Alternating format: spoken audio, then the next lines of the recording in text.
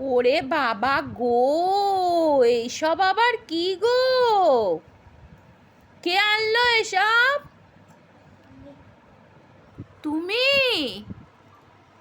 ফুচকা খাবে? কবে থেকে বলছিলাম সবাইকে, কেউ এনে দেয়নি, আমি নিজেই নিয়ে চলে এই জলের মধ্যে কি করে গেলি? নৌকায় করে? এ বাবা, ফুচকা পার্টি হচ্ছে আমাদের। তেঁতুল জল। চুপ কর। আহা, তেঁতুল জল দিয়ে ফুচকা একটু দে না রে, ফুটো করে দে, ভেতরে মাল মশলা ঢোকা। রে সাবাস, আহা, দিবে জল চলে এলো। রে বাবা,